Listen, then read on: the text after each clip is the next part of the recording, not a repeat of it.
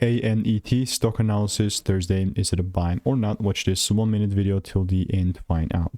With Arista Networks, I'm pleasantly surprised. Today 7% up, a good market cap stock. It just depends whether it's volatile enough to be tradable. If it's actually moving the way that I want to move, I want it to move. But generally speaking, beautiful trend. If I'm not mistaken, these might be like the all-time highs ever. Yes.